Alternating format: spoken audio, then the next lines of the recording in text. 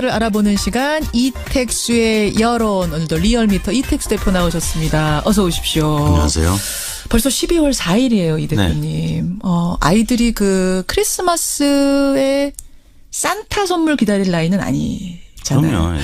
지난주에 말씀드린 대로 군대를 간 나이기 때문에. 그래서 뭐 산타 선물 걱정은 안 하시겠지만 그럼요. 연말 되면 그래도 가족들끼리 뭐 아니면 주변 사람들한테 선물 주고받고 이런 것들 어떻게 하세요? 어떠세요?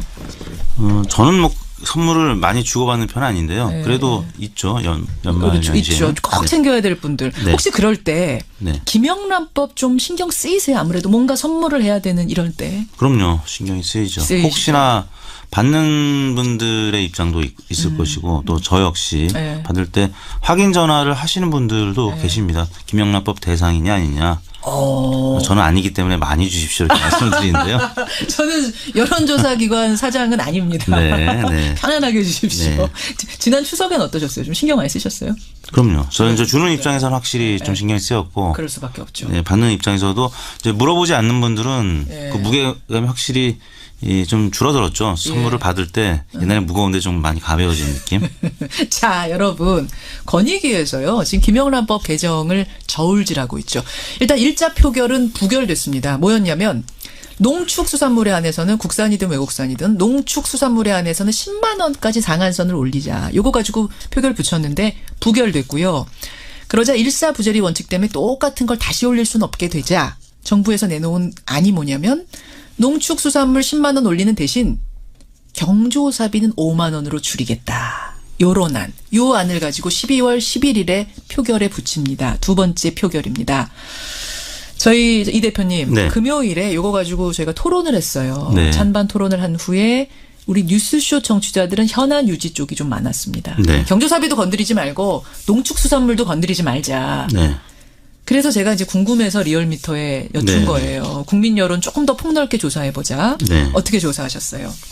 네, 저희가 지난 금요일 12월 1일 날 전국 19세 이상 성인 9,323명에게 접촉을 해서 최종 506명이 응답을 완료했습니다. 506명이 응답했습니다. 5.4%의 응답률이었고요. 예. 무선 전화 면접 및 유무선 자동응답 혼용 방식이었습니다. 표본 오차는 95% 신뢰 수준에서 플러스 마이너스 4.4%포인트였는데요. 예. 질문은 다음과 같았습니다.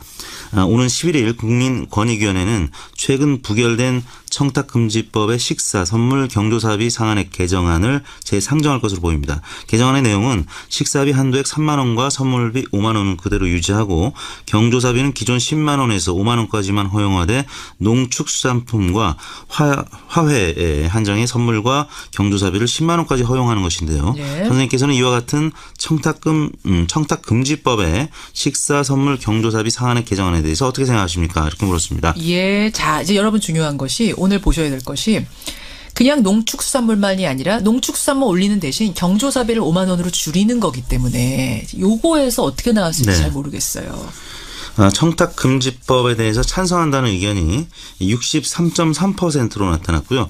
반대한다는 의견이 27.5%로 대략 2배 이상 찬성 의견이 높게 나타났습니다. 개정안에 찬성한다. 네. 청탁금지법 개정안에 찬성한다가 63.6%. 네. 반대한다가 27.5%로 나타났는데요. 27.5%. 2배 넘게 차이가 나는 그렇습니다. 거예요? 찬성하는 편 41, 매우 찬성 22.3%, 예, 합쳐서 예. 63.3이었고요.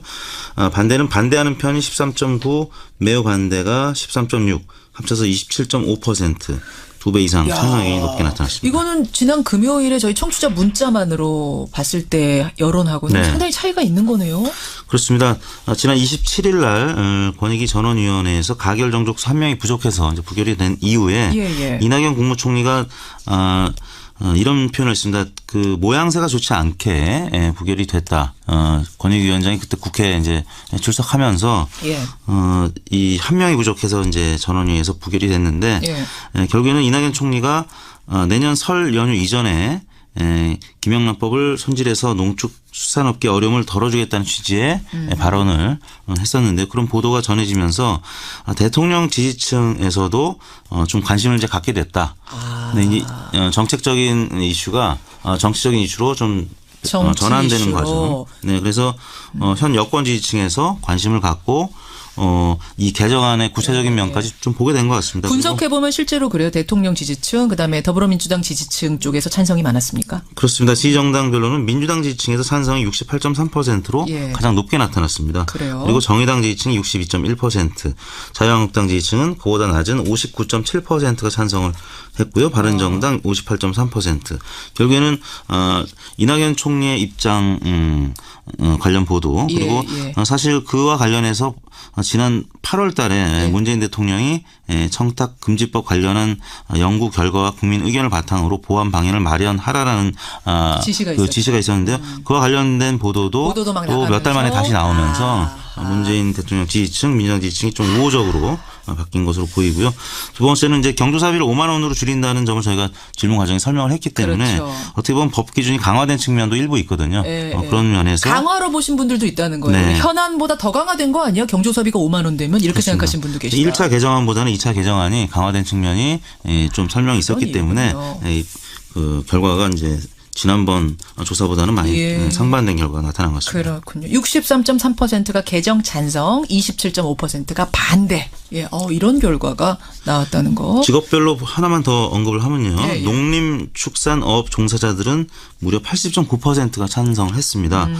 그리고 이제 자영업자들도 71.4%가 찬성을 해서 실제 이 청탁금지법 도입 이후에 굉장히 많이 어려워진 이 농림축산업 종사자들 볼 수 있는 그런 그리고 자영업자들도 그동안에 많이 어려움을 호소했었거든요. 저도 개인적으로 그런 분들의 의견을 들었을 때 고통을 많이 호소해왔던 측면이 있는데 그분들의 의견이 상당히 찬성 쪽으로 많이 쏠린 것으로 나타났습니다. 그렇게 됐군요. 이렇게 조사 결과 나왔습니다. 자, 그러면은 정리해 조사 가겠습니다. 문재인 대통령 국정 운영에 대한 평가, 대통령 지지도 가보죠. 네, 문재인 대통령 지지율이 지난 2주 동안의 상승세를 마감하고 소폭 하락한 71.5%를 기록했습니다. 지난주 대비 1.5% 포인트 하락한 수치를 추이 기록했습니다. 한번 볼게요. 추이 70.3, 70.1, 71.6, 73을 지난주에 찍었고 71.5로 다시 떨어진 이 원인은 어떻게 보세요? 주초 중반까지 김관진, 임관빈 구속 적부심 석방 이후에 보수층이 일부 이탈한 측면이 하락에 영향을 준 것으로 보이는데요. 물론 이제 주 중반에 북한 미사일 발사 소식이 있었습니다. 그렇죠. 평상시 같았으면 더 떨어질 텐데 북한 미사일 발사 직후에 일간으로 보면 긍정평가가 반등을 하는 모습을 보였는데요. 아니 미사일 발사하면 이게 안보 문제고 안보 이슈 터지면 늘 대통령 지지도 떨어지기 마련이었는데 어떻게 영향을 안 받았어요? 이번에는 미사일 발사 2분 만에 첫 보고가 이루어졌다. 그리고 사전 징후를 포착해서 대응 준비에 만전을 기했다. 이런 보도가 나왔었고요. 또 대응을 잘했다. 오히려 이렇게 되면서 플러스 요인이 됐단 말씀이에요. 예, 한미 정상간 통화도 두 차례나 이루어졌죠. 그렇죠. 관련해서 긍정적 요인으로 작용을 한 것으로 보입니다. 그럼 전반적으로 이게 어쨌든 조금 떨어진 이유는 그러면은 구속 적부심 석방 이게 제일 결정적이었다고 보시는 거예요? 그렇습니다. 그리고 이제 화요일 날은 자유한국당 심재철 의원이 또 문 대통령 내란죄 형사 고발 주장 논란이 있었죠. 그런데 보수층이 주 초까지는 조금 결집한 측면이 있었는데요. 주 중후반 들어가면서 북한 미사일 발사 소식 그다음에 또 전 국가정보원장의 자금 사적 유용 보도 관련된 부분이 나오면서 주 후반에는 상승을 했는데 주간 집계 전체로는 1.5% 하락한 71.5%를 기록했습니다. 정당 지지도 짧게 보고 가겠습니다. 네, 민주당이 0.2%포인트 오른 52%, 자유한국당은 1.2%포인트 오른 17.6%, 바른정당이 0.3%포인트 빠진 5.2%, 정의당이 1%포인트 빠진 5.1%, 국민의당이 0.1%포인트 오른 4.6% 순으로 나타났습니다. 지난주에 자유한국당이 상당히 빠졌었는데 이번 주에 회복한 건 무슨 이유일까요? 아까 문재인 대통령 지지율 설명했던 부분과 이제 맥을 같이 하는데요. 주초에는 김관진, 임관빈 구속 적부심 석방 관련된 소식. 예. 그다음에 수요일에는 북한 미사일 발사 소식. 예. 이런 안보 이슈에는 한국당의 지지율이 호재죠, 항상 오히려. 올라갔는데요. 주반에는 아까 말씀드린 국가정보원 전 원장들의 자금 사적 유용 보도 등이 이어지면서 예. 주반에 하락한 것으로 나타났습니다. 어떻게 조사하셨습니까? 네, 이번 조사는 지난 월요일인 11월 27일 월요일 27일부터 12월 1일 금요일까지 네. 닷새 동안 전국 19세 이상 유권자 45,584명에게 통화를 시도해서 최종 2,519명의 응답을 완료했습니다. 예. 5.5% 응답률, 조사 방법은 같았고요. 표본 오차는 95% 신뢰